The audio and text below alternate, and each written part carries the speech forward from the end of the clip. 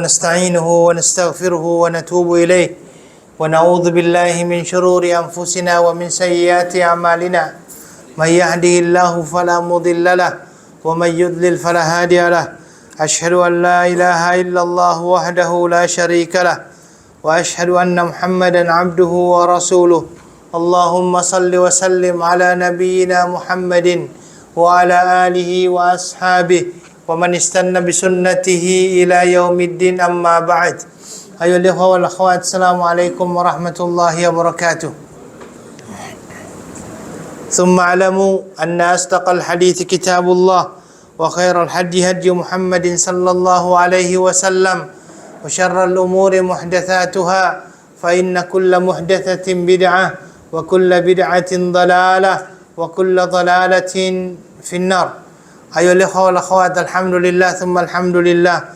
Segala puji bagi Allah Subhanahu wa taala yang telah memberi kepada kita kesempatan untuk kembali bertemu di malam hari yang berbahagia ini. Kita berharap mudah-mudahan Allah Subhanahu wa taala senantiasa menjadikan pertemuan kita adalah pertemuan yang dirahmati oleh Allah Subhanahu wa taala, dan kita berharap mudah-mudahan perpisahan yang terjadi selanjutnya adalah perpisahan yang juga dirahmati oleh Allah Subhanahu wa taala. Salawat beserta salam kepada Nabi kita Muhammad sallallahu alaihi wasallam, Nabi akhir zaman. Kita senantiasa berharap dan meminta kepada Allah mudah-mudahan kita dapat mengikuti sunnah-sunnah Rasulullah sallallahu alaihi wasallam.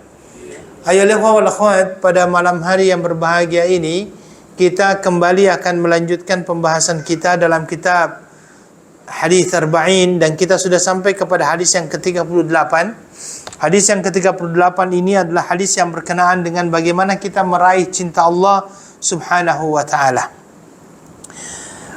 Yang pertama adalah hadis ini adalah hadis dari Abi Hurairah radhiyallahu anhu qala Rasulullah sallallahu alaihi wasallam inna Allah ta'ala qala man 'ada li waliyan faqad adhantuhu bil harbi wa ma taqarraba ilayya 'abdi bi syai'in ahabba ilayya mimma aftaradtuhu alayhi wa la yazalu 'abdi yataqarrabu ilayya bin nawafil hatta uhibbuhu fa idza ahbabtuhu kuntu sam'ahu alladhi yasma'u bih wa basarahu alladhi yubsiru bih wa yadahu alladhi yabtishu biha wa rijlahu allati yamshi biha wa la in sa'alani la'utiyannahu wa la in ista'adhani la'uidhannahu.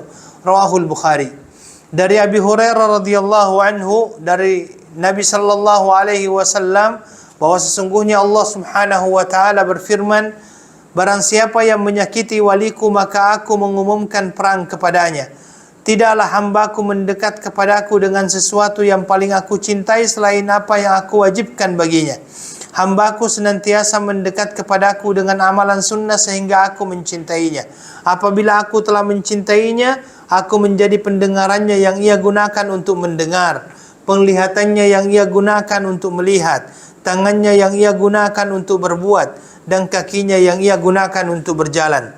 Jika dia meminta kepadaku, pasti aku beri. Jika ia meminta perlindungan dariku, pasti aku akan lindungi. Riwayatkan oleh Imam Al-Bukhari.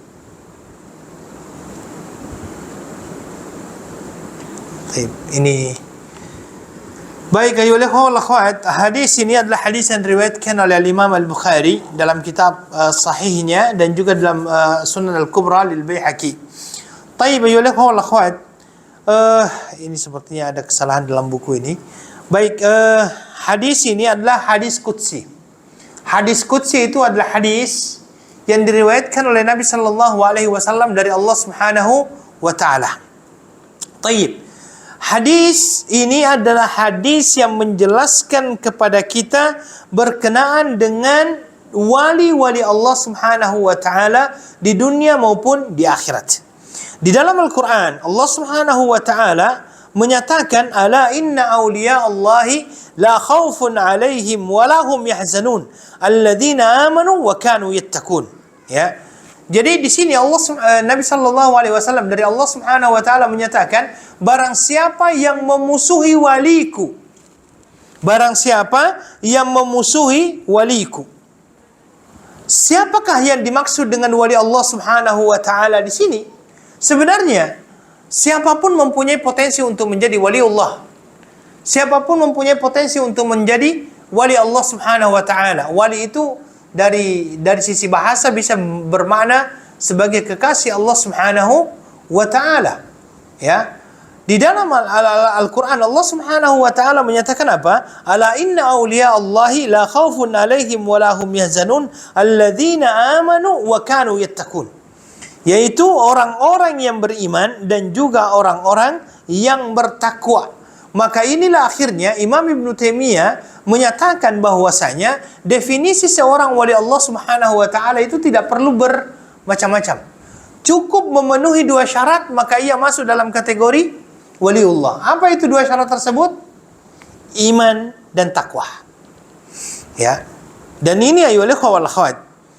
Ya. Dan ini ayyuhal ikhwah wal akhwat, ketika Allah Subhanahu wa taala memberikan pernyataan bahwa orang-orang yang beriman dan orang-orang yang bertakwa, mereka adalah orang-orang yang masuk dalam kategori waliullah, ya, waliullah, maka ini otomatis artinya yang dinamakan dengan wali Allah itu terbuka kesempatan dan peluang kepada siapa saja untuk menjadi seorang waliullah. Karena kalau seandainya waliullah hanya berdasarkan nasab, mungkin kita akan akhirnya mengatakan tidak mungkin saya jadi waliullah. Tetapi ternyata yang dinamakan dengan waliullah itu tidak bergantung kepada nasab seseorang. Ya, walaupun misalnya dia menyatakan dirinya sebagai salah seorang keturunan daripada Rasulullah sallallahu alaihi wasallam, tetapi ketika 2 syarat ini tidak ada di dalam dirinya, beriman dan bertakwa, maka jauh dari kata wali. Ya, jauh daripada kata wali. Jadi ayyuhal ikhwah wal akhwat, orang-orang yang beriman kemudian mendekatkan dirinya kepada Allah dan bertakwa kepada Allah Subhanahu wa taala, itu adalah bagian daripada waliullah. Dan pada akhirnya di sini kita tidak memberikan berbagai macam definisi yang berkenaan dengan wali ini, karena kalau seandainya ada sebagian orang yang memberikan definisi wali itu adalah orang-orang yang dekat dengan Allah, tapi dengan berbagai macam bentuk dan cara, sehingga sampai ada orang gila pun dikatakan sebagai wali. Ada orang yang tidur di pinggir jalan, oh ini wali. Dan ada istilahnya, kaidahnya, hanya wali yang boleh melihat wali. Ini adalah sesuatu yang wallahu a'lam, akidah Ahlussunnah wal Jamaah tidak pernah menjelaskan berkenaan dengan masalah itu.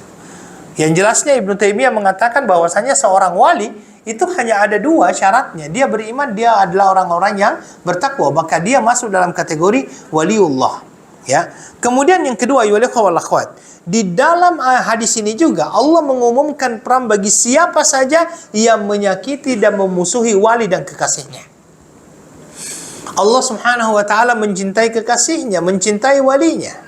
Makanya orang-orang yang menyakiti walinya, maka Allah umumkan perang dengannya. Ya, Allah akan menghancurkannya, baik di dunia maupun mungkin di akhirat kelak. Ya. Dan bentuk-bentuk daripada menyakiti ini banyak.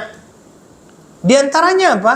Menyakiti dalam bentuk fisik, memukul misalnya, memerangi secara jelas. Ini bagian daripada memerangi waliullah.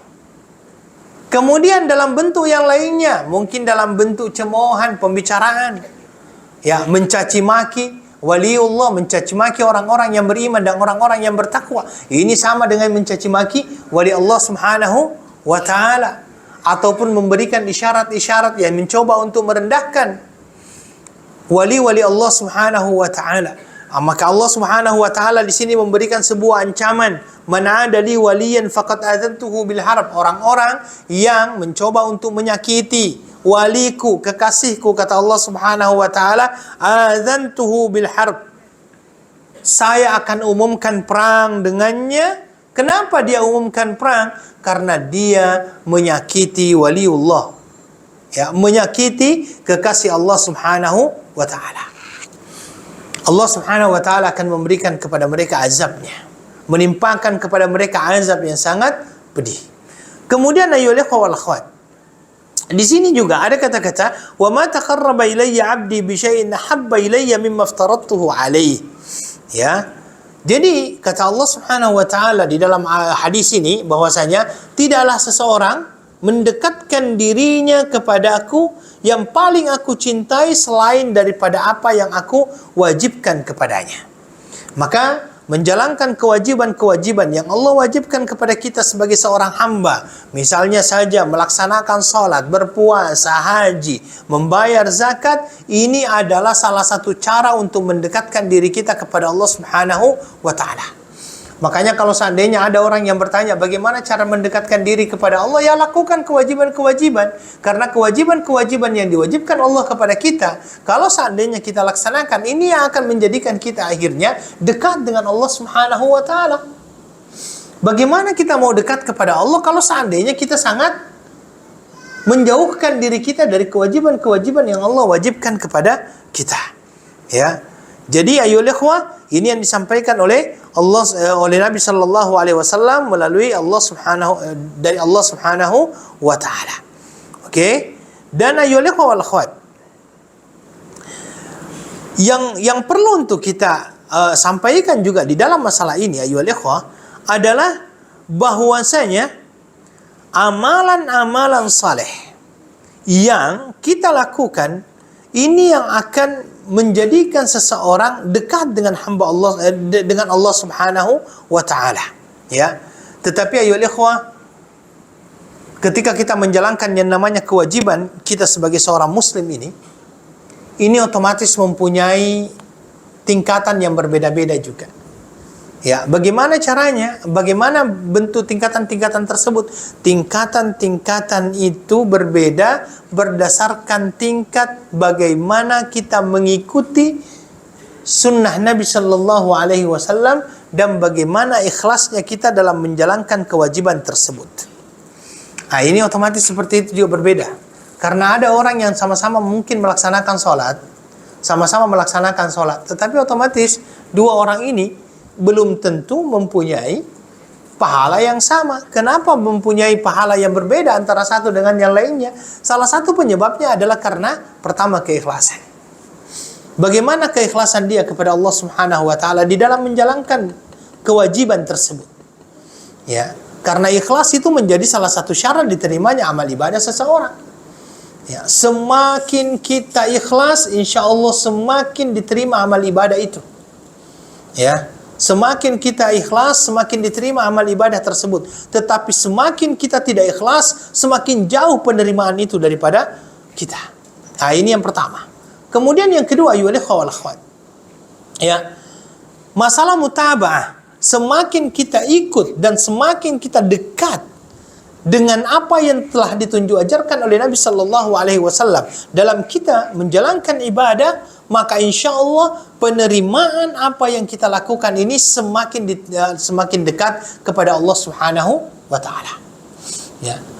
Mungkin ada dua orang sama-sama ikhlas beribadah kepada Allah Subhanahu wa taala, tetapi satunya sesuai dengan apa yang ditunjuk ajarkan oleh Nabi Sallallahu Alaihi Wasallam. Satunya mungkin agak jauh dari apa yang telah ditunjuk ajarkan oleh Nabi Sallallahu Alaihi Wasallam. Kira-kira mana yang lebih, ya, mana yang lebih diterima oleh Allah Subhanahu wa taala? Otomatis ikhlas ikut apa yang ditunjuk ajarkan oleh Rasulullah sallallahu alaihi wasallam. Ya. Kemudian ayyuhal ikhwah wal akhwat, permasalahan masalah keikhlasan, kemudian mutaba'ah ini insyaallah itu dapat kita lakukan ya dengan melihat dan mempelajari dengan baik mana kira-kira hadis amalan-amalan yang dilakukan oleh Allah, oleh Nabi Sallallahu Alaihi Wasallam, dan amalan-amalan yang tidak dilakukan oleh Nabi Sallallahu Alaihi Wasallam. Ya, maka kalau seandainya ada orang yang bertanya bagaimana cara kita mendekatkan diri kita kepada Allah Subhanahu Wa Taala, tidak lain dan tidak bukan adalah dengan melaksanakan kewajiban-kewajiban kita. Ya, ketika kita melaksanakan kewajiban itu dengan sempurna, melaksanakan kewajiban tersebut sesuai dengan apa yang telah ditunjuk ajarkan oleh Nabi Sallallahu Alaihi Wasallam, ikhlas ada di dalamnya, insya Allah itu yang akan mendekatkan diri kita kepada Allah Subhanahu Wa Taala. Kemudian yang kedua juga, ya wal akhwat, bahwasanya perintah-perintah yang Allah Subhanahu wa taala perintahkan kepada kita bukan hanya yang ada kewajiban-kewajiban, tetapi ada juga yang dinamakan dengan perkara-perkara sunnah. Atau biasanya kita katakan nafilah. Jadi ada fariḍah, ada nafilah, ya. An-nafilah ini yang biasanya kita katakan dengan sunnah, ya. An-nafilah ini adalah tambahan daripada fariḍah, tambahan daripada sunnah. Dan dia otomatis menyongkong semua kewajiban-kewajiban yang kita lakukan. Karena itulah di dalam sebuah hadis Nabi Shallallahu Alaihi Wasallam menyatakan bahwa nanti pada hari kiamat, ketika seseorang misalnya dilihat bagaimana sholatnya, ya, dan setelah dilihat sholatnya ternyata masih ada kekurangan dalam sholat wajibnya, maka malaikat berkata kepada Allah, ya Allah, ini orang masih kurang sholatnya. Maka Allah Subhanahu wa taala berkata kepada malaikatnya, undur ila li abdi hal lahu min tatawwu'in. Lihat kepada hambaku, adakah dia mempunyai amalan-amalan sunnah. Dan kalau seandainya ada, maka amalan-amalan sunnah tersebut yang akan menutupi kekurangan-kekurangan amalan-amalan wajib. Tetapi bukan berarti bahwasanya yang sunnah itu didahulukan daripada yang wajib. Karena kadang-kadang kita itu banyak orang yang tidak cerdas di dalam beramal. Kenapa saya katakan tidak cerdas di dalam beramal? Mereka bertungkus lumus, bersungguh-sungguh di dalam menjalankan perkara-perkara sunnah, tetapi perkara wajib malah terlewat. Sebagai contoh misalnya, ya, sebagai contoh saja. Terkadang ada orang yang Masya Allah, dia melaksanakan sholat tahajud. Sholat tahajud. Mungkin sampai 11 rakaat. Sholat tahajudnya lengkap. Tetapi setelah itu terlewatkan sholat subuhnya. Ini kan artinya tidak cerdas di dalam beramal ini. Ya.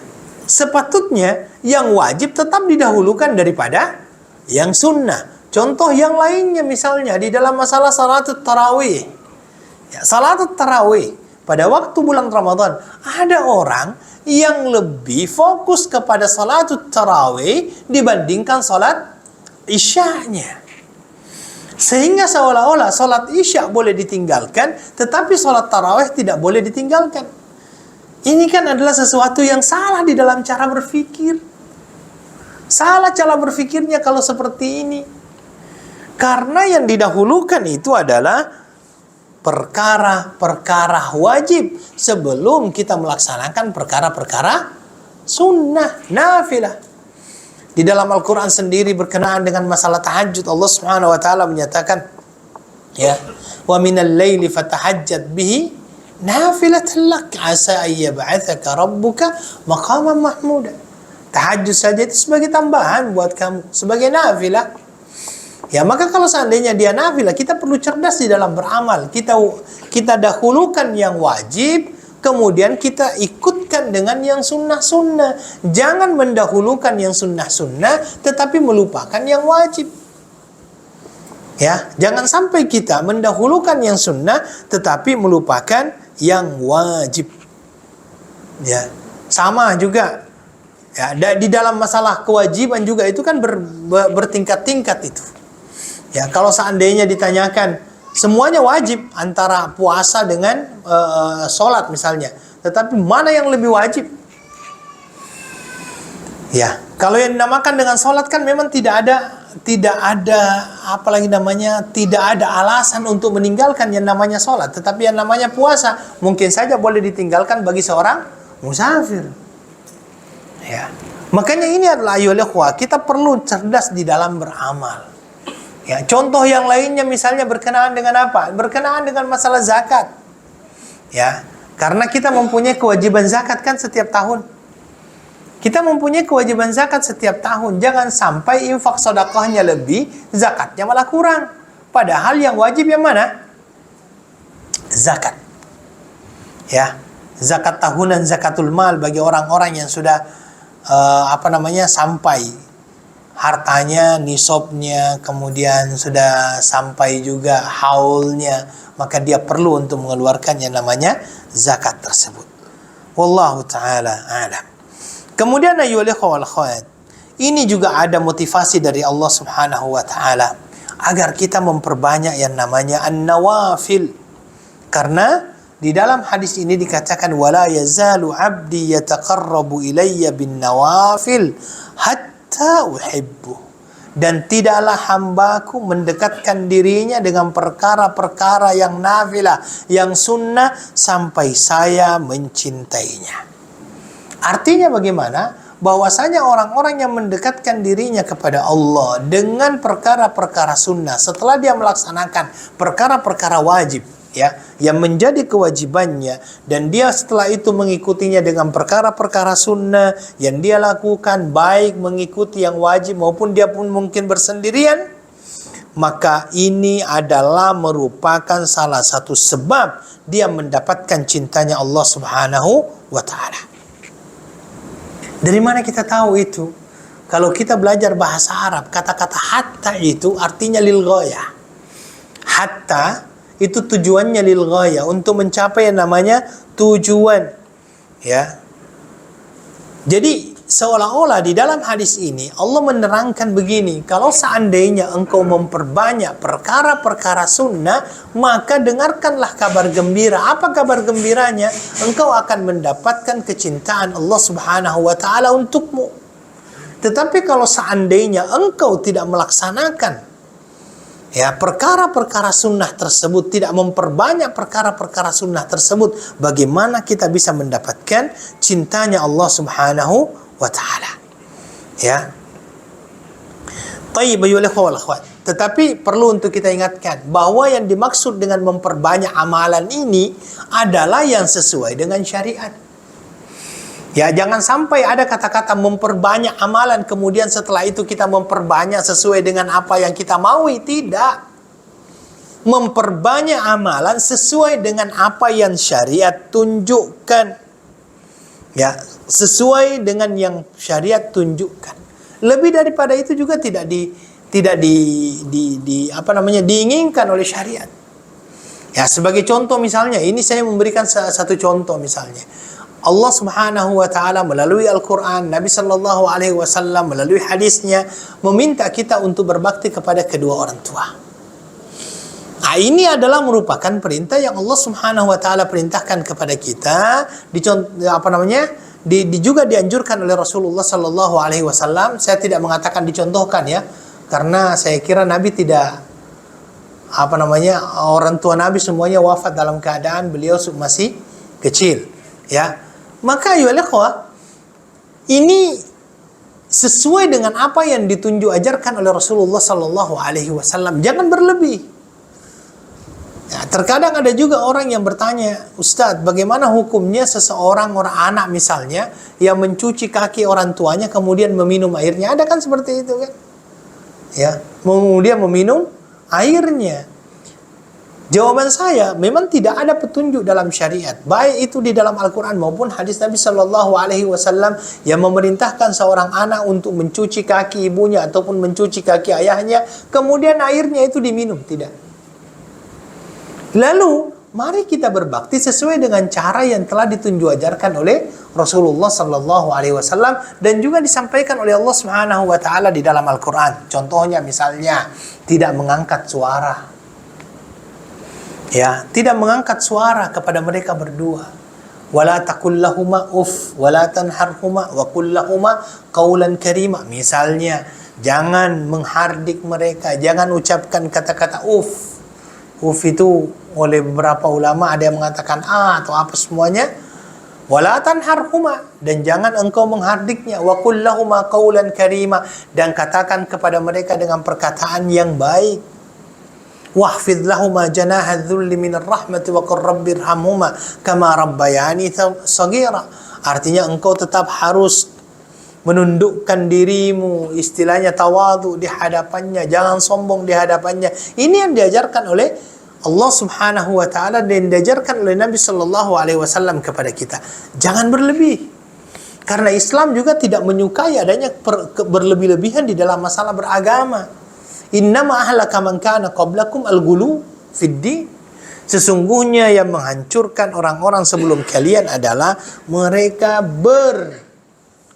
gulu, berlebih-lebihan di dalam beragama. Makanya kalau saya mengatakan memperbanyak amalan-amalan sunnah, bukan berarti memperbanyak sesuai dengan apa yang kita inginkan, tanpa mengikuti syariat. Tidak, tetap kita mengikut kepada petunjuk Rasulullah Sallallahu Alaihi Wasallam. Contoh lain misalnya, ya, ketika misalnya antum masuk ke dalam masjid, tahiyatul masjid, ya kan? Sesuai dengan apa yang diajarkan sudah oleh Nabi Sallallahu Alaihi Wasallam. Ketika antum masuk masjid, kemudian melaksanakan sholat tahiyatul masjid, cukup 2 rakaat. Ya, karena jangan sampai ada orang, wah ini 2 rakaat ini terlalu sedikit, tambahlah 4 rakaat, 5 rakaat, 6 rakaat. Ini sudah melanggar. Maka arti daripada memperbanyak amalan-amalan sunnah adalah memperbanyak amalan sunnah yang dianjurkan di dalam syariat. Karena jangan sampai yang kita inginkan daripada ibadah tersebut adalah mendekatkan diri kita kepada Allah, malah akan menjauhkan diri kita kepada Allah karena tidak sesuai dengan apa yang ditunjuk-ajarkan oleh siapa? Oleh Rasulullah Sallallahu Alaihi Wasallam. Ya, maka ayolah ikhwah, yang dinamakan dengan ibadah-ibadah sunnah ini adalah sesuatu yang memudahkan seseorang untuk meraih cinta Allah Subhanahu wa ta'ala, mendekatkan diri kita kepada Allah Subhanahu wa ta'ala. Dan sebenarnya banyak hal yang bisa menjadikan kita dekat dengan Allah Subhanahu wa ta'ala. Di antaranya apa? Membaca Al-Quran misalnya. Membaca Al-Quran itu adalah salah satu media untuk mendekatkan diri kepada Allah yang sangat-sangat efektif. Mudah lagi. Kalau mau efektif dan mudah, itu dengan membaca Al-Quran. Ya, membaca Al-Quran itu adalah salah satu media untuk kita bisa mengumpulkan pahala yang begitu banyak. Ya, karena di dalam Al-Quran itu sendiri misalnya kata-kata man qara'a harfan minal Qur'ani falahu hasanatu wal hasanatu bi'ashri amsalha la aqulu alif lam min harfun walakin alifun harfun wa lamun harfun wa mimun harfun. Ya, Nabi Shallallahu Alaihi Wasallam menyatakan barang siapa yang membaca satu huruf dalam Al-Quran maka dia akan diberikan satu kebaikan yang akan dilipat gandakan menjadi 10 kebaikan. La aqul, kata Nabi, saya tidak sampaikan alif lam mim itu satu huruf, tetapi alifnya satu huruf, lamnya satu huruf, mimnya juga satu huruf. Maka bayangkanlah kalau seandainya seseorang berkata alif lam mim, itu sudah 30 pahala. Itu sudah 30 pahala. Kalau seandainya kita tidak mampu untuk mendengar membaca Al-Quran, coba dengarkan yang namanya Al-Quran. Itu pun bisa mendapatkan yang namanya pahala juga. Kemudian mentadabburi ayat-ayat Al-Quran, memahami ayat-ayat Al-Quran, mengamalkan ayat-ayat yang ada di dalam Al-Quran itu adalah merupakan salah satu sarana untuk mendekatkan diri kita kepada Allah Subhanahu wa ta'ala. Selanjutnya, di dalam hadis tersebut juga dikatakan apa? Bahwasanya orang-orang yang sudah dicintai oleh Allah Subhanahu wa ta'ala ini hal yang luar biasa ini. Ya. Ini hal yang luar biasa. Di dalam hadis ini dikatakan bahwasanya orang-orang yang dicintai oleh Allah Subhanahu wa ta'ala melakukan ibadah-ibadah yang mendekatkan diri dia kepada Allah Subhanahu wa ta'ala, melakukan ibadah-ibadah sunnah yang dilakukan bersama di samping dia melaksanakan kewajiban-kewajibannya, maka dia akan mendapatkan apa? Dia akan mendapatkan cinta Allah Subhanahu wa ta'ala, akan meraih cinta daripada Allah Subhanahu wa ta'ala. Dan kesannya sangat luar biasa. Orang yang sudah mendapatkan cintanya Allah Subhanahu wa ta'ala itu kesannya sangat-sangat luar biasa. Kenapa sangat luar biasa? Kata Allah Subhanahu wa ta'ala di situ, kuntu sam'uhu alladhi yasma'u bih, wa basarahu alladhi yubsiru bih, wa yadahu alladhi yabtishu bih, wa rijlahu alladhi yamshi biha. Itu adalah hal yang luar biasa itu. Kata Allah Subhanahu wa ta'ala, kalau seandainya saya mencintai seorang hamba, maka sayalah pendengarannya yang dengannya ia mendengar. Jangan disalahartikan di sini. Jangan disalahartikan. Karena ini banyak yang menyalahartikannya ini. Seolah-olah kalau seandainya orang itu sudah mendapatkan cintanya Allah, dan biasanya klaimnya itu klaim pribadi. Saya sudah dapat cintanya Allah. Kalau dia sudah mendapatkan cintanya Allah, segala yang dia dengar, dia mengatakan Allah yang dengar. Ya kan? Kemudian setelah itu ambillah satu ayat, wa ma ramaita idz ramaita walakinnallaha rama. Kalau seandainya engkau melempar, bukan kamu yang melempar, tetapi Allah lah yang melempar. Jadi segala ini cara memahaminya yang tidak benar. Ya. Kalau di Jawa dulu, ya, ada istilahnya satu pahaman itu manunggal kawula Gusti. Manunggal kawula Gusti itu adalah pemahaman yang mana ketika seseorang sudah asyik, masyuk dengan dirinya, ketika dia sudah berzikir, dia merasakan seolah-olah Allah masuk ke dalam dirinya. Sehingga kalau seandainya Allah sudah masuk ke dalam dirinya, dia sudah mengaku bahwa dia adalah Allah. Ya. Makanya dulu itu ada seorang yang dihukum oleh para wali songo di sana itu.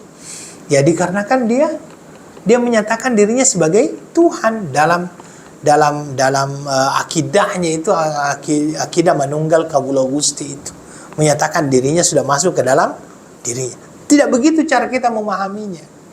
Bagaimana kita cara memahami ini? Kuntu sam'ahu alladhi yasma'u bi. Saya adalah pendengarannya yang mana dia mendengar. Maksudnya bagaimana? Bahwasanya orang-orang yang dicintai oleh Allah Subhanahu wa taala, Allah akan hindarkan dia dari pendengaran-pendengaran yang Allah tidak ridhoi untuk dia dengar. Allah hindarkan dia dari berbagai macam pendengaran-pendengaran. Dia mendengar, tetapi yang dia dengar hanyalah pendengaran-pendengaran yang diridhai oleh Allah Subhanahu wa taala. Allah akan hindarkan dia dari perkara-perkara yang Allah tidak suka dia dengar. Dan banyak sekali sebenarnya hal-hal yang tidak boleh kita dengar. Ya, contoh misalnya ghibah. Itu kan di dalam Al-Quran juga memang begitu. Di dalam Al-Quran dinyatakan kalau seandainya ada orang yang sedang berghibah, itu ya pergi. Hatta yakhudhu fi hadithin ghairi. Sampai akhirnya dia mengalihkan pembicaraannya. Ya.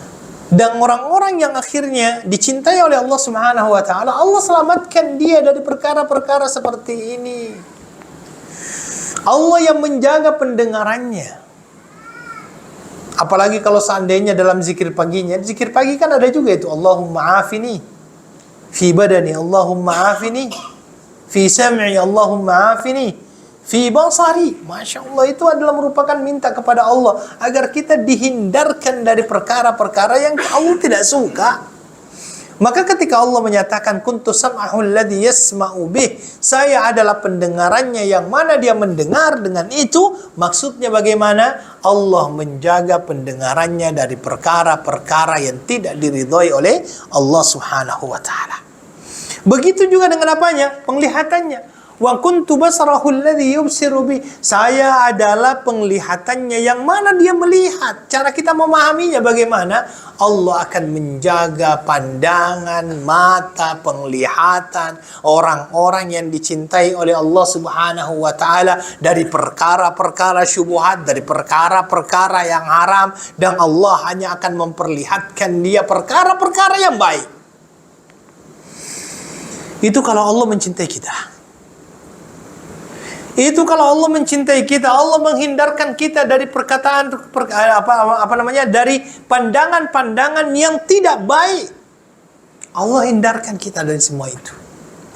Wa kuntu sam'ahu alladhi yasma'u bi wa basarahu alladhi yubsiru bi. Bahkan di dalam hadis itu dikatakan begitu juga dengan tangannya. Ya.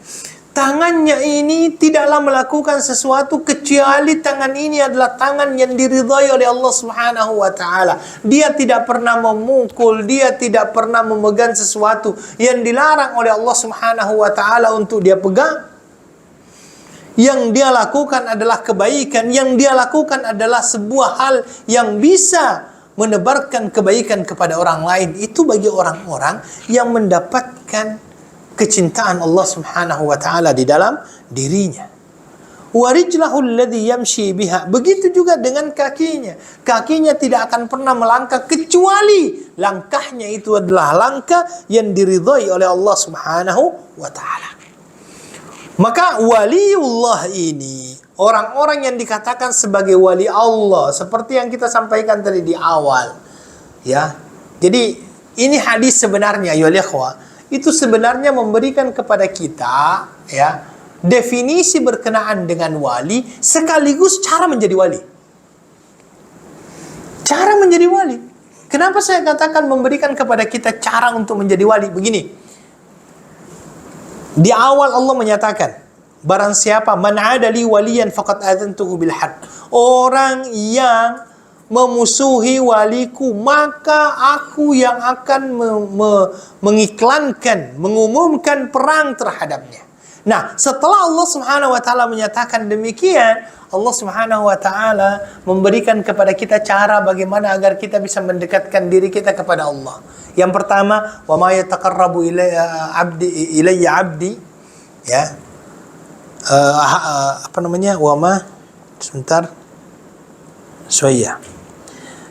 Wa ma taqarraba ilayya 'abdi bi syai'in habba ilayya mimma aftaradtuhu alaihi. Yang pertama adalah bagaimana caranya? Step pertama, mendekatkan diri kita dengan kepada Allah Subhanahu wa taala dengan amalan-amalan kewajiban yang Allah wajibkan kepada kita. Setelah itu, kita mendekatkan diri kita kepada Allah dengan apa? Dengan amalan-amalan sunnah. Amalan-amalan sunnah. Kalau seandainya itu semuanya kita sudah lakukan, kewajiban kita lakukan, nawafil kita perbanyak sesuai dengan apa yang ditunjuk ajarkan oleh Allah Subhanahu wa taala dan apa yang ditunjuk ajarkan oleh Nabi sallallahu alaihi wasallam, maka kita sudah mendapatkan yang namanya kecintaan Allah. Orang yang dicintai oleh Allah, siapa mereka? Ya itulah waliullah. Yang di dalam Al-Quran tadi dikatakan ala inna awliya Allahi la khawfun alaihim wa lahum yahzanun alladzina amanu wa kanu yattaqun. Ya, orang-orang yang beriman dan orang-orang yang bertakwa itulah adalah wali Allah.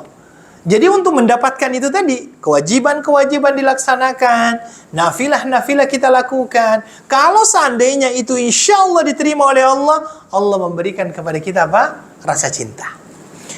Kalau Allah sudah cinta, bukan hanya Allah yang akan mencintainya, tetapi Allah akan sampaikan itu. Di dalam hadis yang lainnya dikatakan, Allah itu kalau cinta kepada seseorang, maka Allah akan umumkan cintanya itu kepada siapa? Kepada seluruh penduduk langit. Inni uhibbuhu fulanan fa'ahibbuh. Wahai hamba-hambaku yang ada di langit itu, ketahuilah bahwa sesungguhnya saya mencintai seorang fulan, seorang ini, seorang manusia, maka cintailah dia. Maka yang di langit ini pun akan umumkan kepada seluruh penduduk bumi, sesungguhnya Allah mencintai seorang fulan, maka cintailah dia. Maka dia akan mendapatkan cintanya Allah Subhanahu wa taala. Kalau dia sudah mendapatkan cintanya Allah, dia mendapatkan penjagaan daripada Allah. Bagaimana bentuk penjagaan tersebut? Itu tadi, pendengarannya dijaga, penglihatannya dijaga, apanya lagi dijaga? Tangannya dijaga, kakinya dijaga. Kalau seandainya sudah ada penjagaan-penjagaan seperti itu dan dia sudah dikategorikan sebagai waliullah, maka orang-orang yang mencoba untuk menyakitinya, Allah iklankan kepadanya peperangan. Nah, ini harus kita hati-hati, ya, harus hati-hati. Taib. Kemudian ayolah wal akhwat. Selanjutnya apa kata Allah Subhanahu wa taala di dalam hadis qudsi ini? Dia mengatakan, "Wala in sa'alani la'utiyannahu wa la in ista'adzani la'u'idzannahu." Kalau seandainya hambaku ini yang mendekatkan dirinya tadi ini dengan kewajiban-kewajiban dan amalan-amalan sunnah ini yang saya cintai ini, kata Allah, kalau seandainya dia minta, saya pasti akan berikan.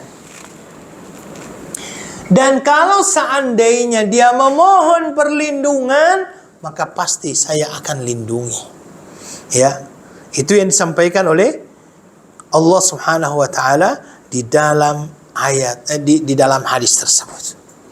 Makanya ya wal akhwat, penting kita ketahui bahwa terkadang seorang hamba Allah yang dicintai oleh Allah Subhanahu wa taala yang masuk dalam kategori waliullah itu muncul perkara-perkara yang bisa dikatakan di luar kemampuan akal kita untuk mencernanya. Dan itulah yang dinamakan dengan karomah. Ya, dinamakan dengan apa? Karomah. Ini perlu untuk saya sampaikan. Ada tiga istilah yang hampir sama. Yang pertama ada yang dinamakan dengan mukjizat, kemudian yang kedua dinamakan dengan karamah, dan yang ketiga sihir. Sama ini, tetapi hukumnya berbeda. Kalau mukjizat, kejadian luar biasa yang muncul dari mana? Dari para nabi dan rasul. Nah, itu yang dinamakan dengan mukjizat. Kalau seandainya dia Allah tunjukkan melalui hamba-hambanya yang saleh, maka itu yang dinamakan dengan apa? Karamah. Ya, kalau seandainya munculnya di tangan orang-orang yang jauh daripada Allah, dia adalah orang yang pendurhaka, tapi kok ada kejadian-kejadian aneh muncul dari dia, itu bukan karamah, itu sihir. Bedanya bagaimana? Karamah dengan mukjizat itu tidak dipelajari, dan tidak ada satu orang pun daripada nabi, rasul ataupun orang-orang saleh tadi itu yang dikatakan sebagai waliullah yang tahu kalau seandainya itu akan terjadi. Dia tidak tahu kalau itu akan terjadi, tapi akan terjadi, tetap terjadi.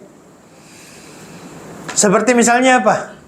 Nabi Musa tahu tidak kalau seandainya dia berterusan itu maka laut akan terbelah. Sebelumnya ketika dia lari itu dia sudah tahu belum? Sudahlah kita lari ke mana? Ke Laut Merah saja, Laut Merah pasti terbelah sudah tuh.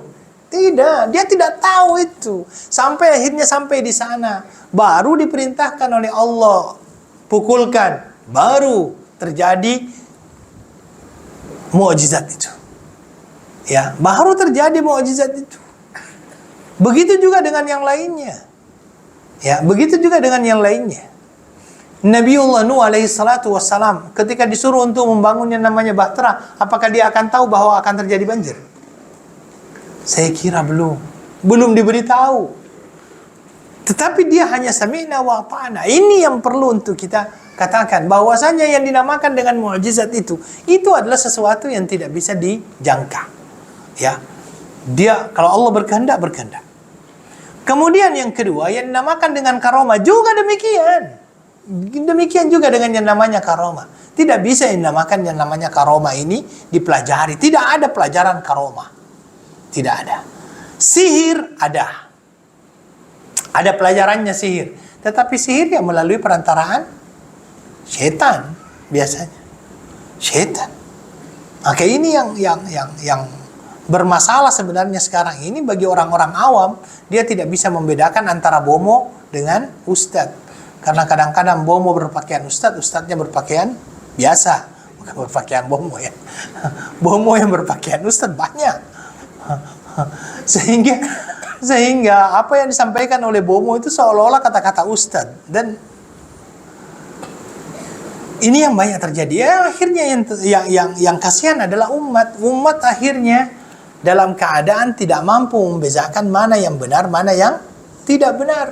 Sampai ada yang diistilahkan ilmu hitam dengan ilmu putih. Padahal sebenarnya tidak ada ilmu hitam dengan ilmu putih. Ya, kalau ilmu yang baik semuanya putih lah itu. Tapi kalau seandainya yang namanya sihir itu tidak ada yang dinamakan dengan ilmu putih. Semuanya datang dari syaitan itu. Wallahu ta'ala alam. Maka di sini dikatakan orang-orang yang akhirnya mendapatkan cinta Allah Subhanahu wa taala, maka dia akan mendapatkan berbagai macam keutamaan yang disampaikan tadi oleh Allah Subhanahu wa taala melalui hadis qudsi. Tayyib ayyuhal ikhwah wal akhwat. Hadis selanjutnya adalah hadis At-Tasi' wa Thalathun. Hadis dari Ibnu Abbas radhiyallahu anhuma anna Rasulullah sallallahu alaihi wasallam qala Inna Allah tajawaza li an ummati al-khata'a wal nisyana wa mastukrihu alaih. Hadithun hasan rawahu Ibnu Majah wal Baihaqi. Ya. Hadis ini adalah hadis dari Ibnu Abbas radhiyallahu an, dikatakan bahwasanya Rasulullah sallallahu alaihi wasallam bersabda, sesungguhnya Allah mengampuni umatku untukku kekeliruan, lupa dan apa yang dipaksakan kepadanya. Hasan, diriwayatkan oleh Ibnu Majah, Baihaqi dan lainnya. Tayyib ayyuhal ikhwah wal akhwat. Pertama, saya ingin mengkritiki sedikit kata-kata hasan. Ya. ulama-ulama hadis lebih banyak mendhaifkan hadis ini. Dan banyak ulama yang mengatakan bahwa Imam Nawawi di dalam kitab ini memang banyak yatasahal. Yatasahal itu bermudah-mudahan di dalam memberikan sebuah status hukum terhadap satu hadis. Ya, terkadang hadis itu dhaif, tetapi setelah itu dikatakan bahwa dia adalah hasan. Ya, apalagi beliau adalah seorang huffaz. Ya.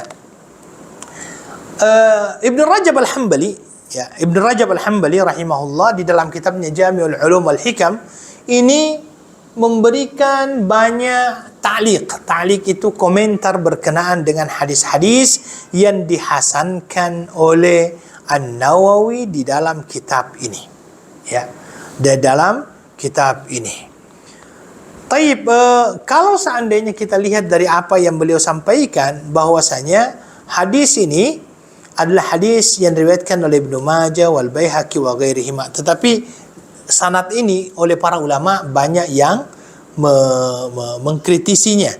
Walaupun pada akhirnya para ulama akur bahwasanya hal ini menjadi hasan dikarenakan adanya syawahid wal mutaba'at, adanya dalil-dalil lain yang serupa dengannya yang akhirnya menaikkan taraf daripada hadis tersebut yang awalnya lemah menjadi hasan. Tayyib ayyuhal ikhwah wal akhwat. Di dalam hadis ini Allah Subhanahu wa taala Nabi sallallahu alaihi wasallam menyatakan bahwasanya Allah Subhanahu wa taala memaafkan 3 hal di dalam umat Nabi sallallahu alaihi wasallam. 3 hal tersebut adalah apa? Tidak sengaja, lupa, dan dalam kondisi yang dipaksa. Ya, dipaksa. Yang dimaksud dalam kondisi dipaksa di sini, seseorang yang dipaksa untuk melakukan perbuatan-perbuatan yang haram dan dia tidak mampu untuk melawan. Dan taruhannya adalah lakukan atau dibunuh. Wah, itu kan paksaan itu. Lakukan atau dibunuh. Kalau seandainya dia lakukan, itu adalah perbuatan haram. Tetapi kalau seandainya dia tidak lakukan, maka dia akan dibunuh. Maka para ulama mengatakan bahwasanya ini adalah merupakan 3 hal yang diampunkan oleh Allah Subhanahu wa taala di dalam umat Nabi sallallahu alaihi wasallam. Tayyib. Apa yang kita ambil di sini? Pertama adalah kasih sayang Allah Subhanahu wa taala terhadap umat Nabi sallallahu alaihi wasallam. Di mana Allah Subhanahu wa taala tidak menghitungkan sesuatu itu sebagai dosa kalau seandainya seseorang melakukan sesuatu tetapi masuk dalam 3 kategori tadi. Tidak sengaja, lupa, ataupun dalam kondisi apa? Terpaksa tadi. Ya, sebagai contoh misalnya ya, contoh tidak sengaja itu adalah makan dan minum pada waktu berpuasa di bulan Ramadan. Ya kan, orang yang makan dan minum pada waktu dia berpuasa di bulan Ramadan, kemudian setelah itu dia ingat misalnya, apakah dia langsung berdosa dengan itu? Tidak kan. Bahkan Nabi sallallahu alaihi wasallam menyuruhnya lanjutkan aja. Fa innahu at'amahu rabbuhu wa saqah. Sesungguhnya Allah memberikan dia makan dan memberikan kepadanya minum.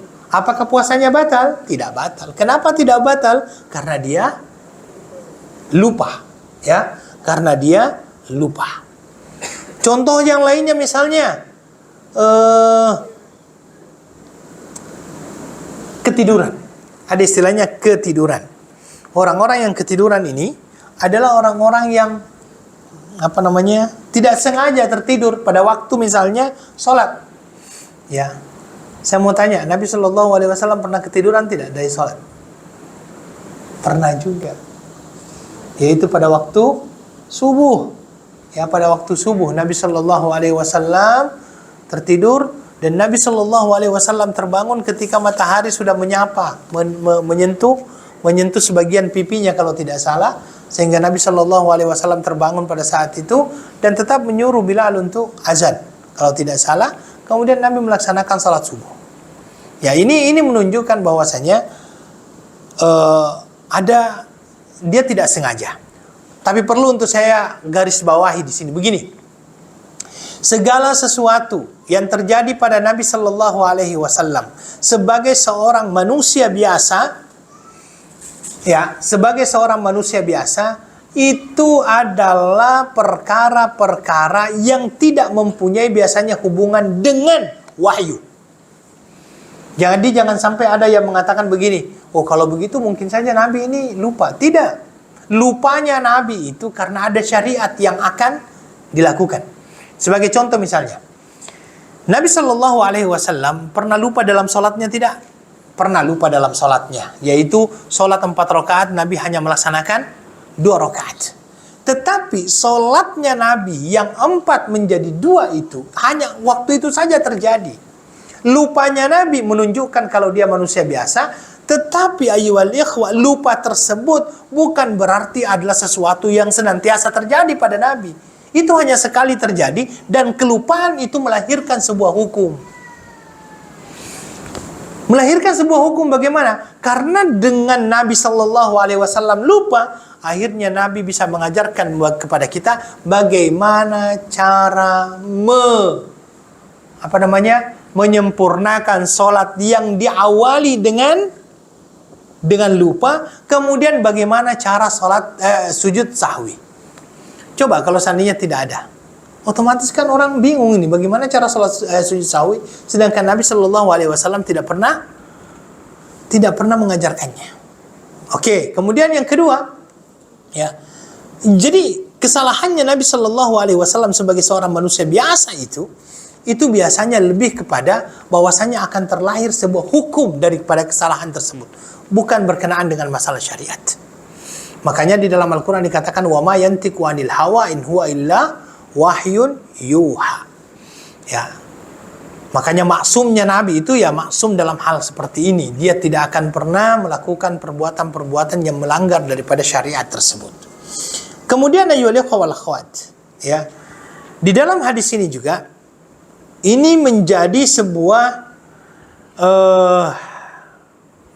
bentuk kasih sayang Allah Subhanahu wa taala sama kita. Bahwa kita adalah seorang hamba Allah yang tidak mungkin tidak lupa. Pasti lupa. Pernah saya sampaikan kepada antum bahwasanya wa masumya insanan illa linisyani. Manusia itu dikatakan manusia karena dia lupa. Maka lupanya manusia ini adalah merupakan salah satu nikmat. Saya pernah sampaikan ya, lupa itu merupakan salah satu nikmat. Karena kalau seandainya seseorang tidak pernah lupa, banyak sakit hatinya. Ya, banyak sakit hatinya.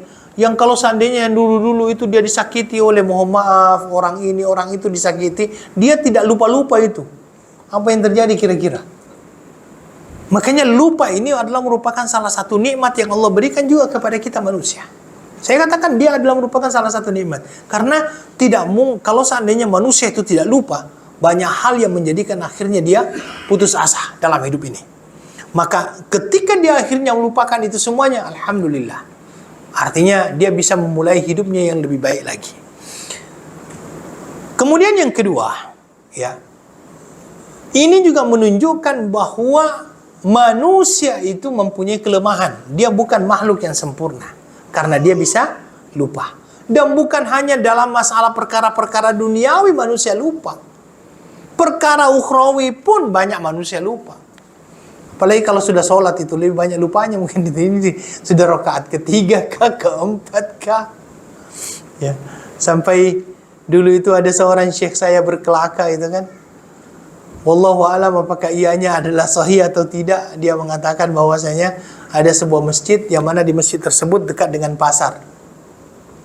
Masjid itu dekat dengan pasar kata dia. Kemudian ternyata pada hari itu imamnya sholat zuhur hanya 3 rakaat.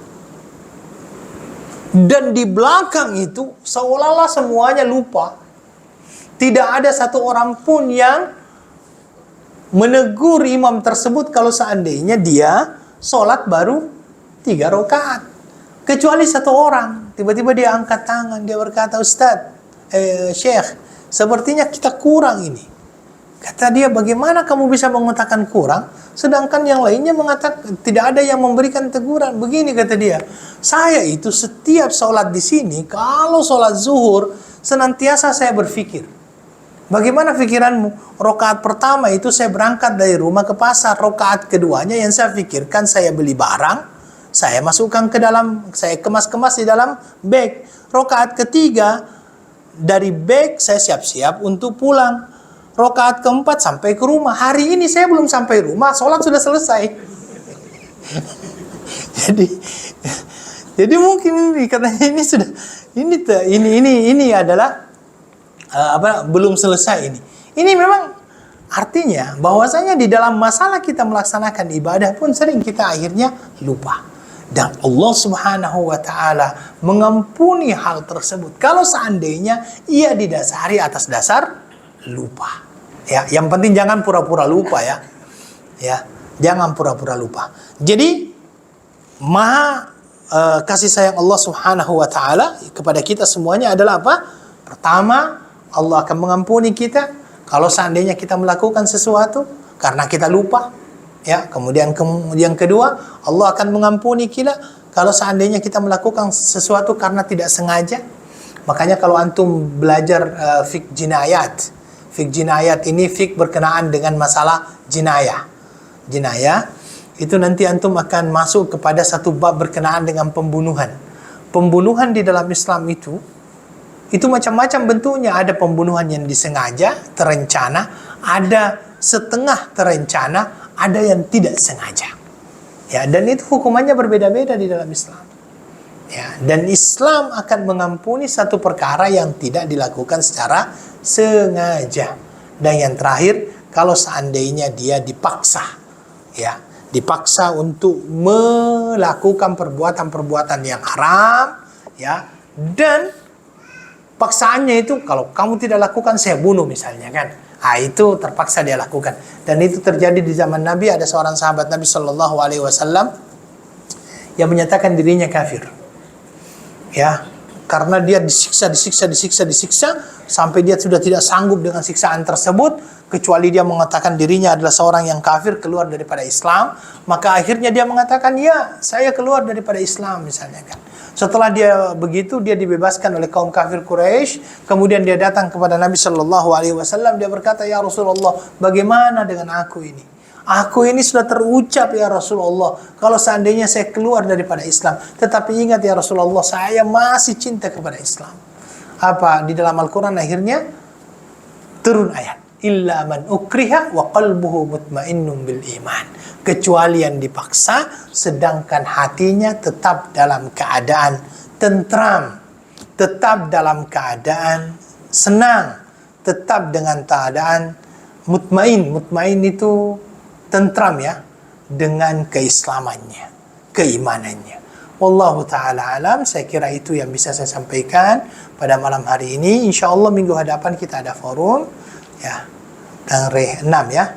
Syukran, jazakumullahu khaira. Kita bertemu tahun depan insyaAllah, tahun 2024. InsyaAllah kita ketemu tahun 2024. Saya akhiri dengan doa kafaratul majlis. Subhanakallahumma bihamdika asyhadu an la ilaha illa anta astaghfiruka wa atubu ilaik.